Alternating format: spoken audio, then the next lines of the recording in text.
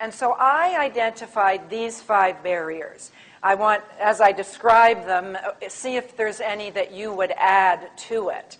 And the first 2, and this is, well, you've got the page 4 there. The first 2 are the biggest ones, fear and betrayal.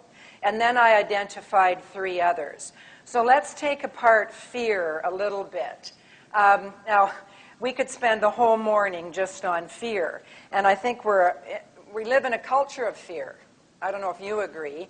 But the whole idea of kind of being powerless and afraid of many things.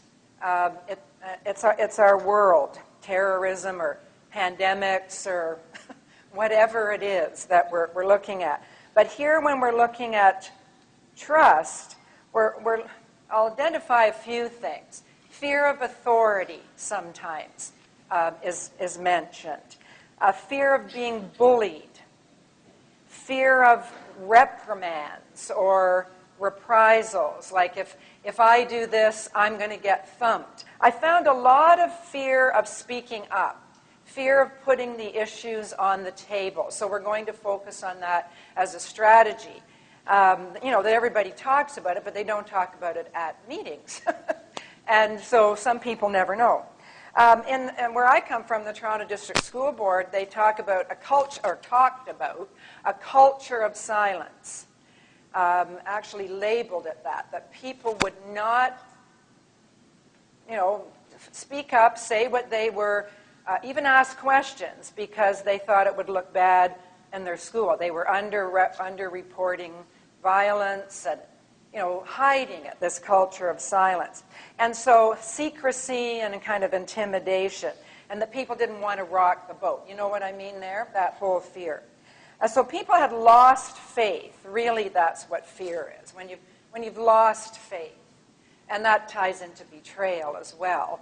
But there's all these, what I call, undiscussable topics.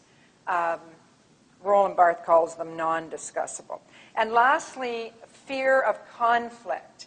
That as a profession, we tend to shy away from conflict. I don't know if you agree. That we just want to get along. We just want everybody to get along. Well, we know that in high-performing teams, conflict is expected. And conflict is normal. Not fist-fighting or anything, but disagreeing, and disagreeing with dignity. So in low-trusting cultures, there's that fear of conflict. And issues stay under the table.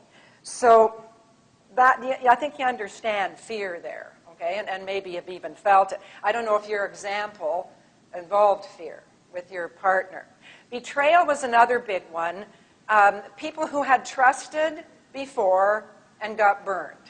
And so they felt betrayed.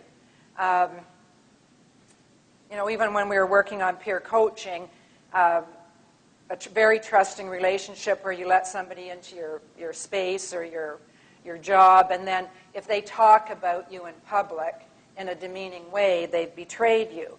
And so people tend to withdraw and distance themselves from other people and kind of go to their corners.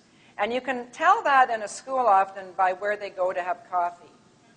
Do they stay in their little room or area, or do they come together to one place? So betrayal is really a breach of trust.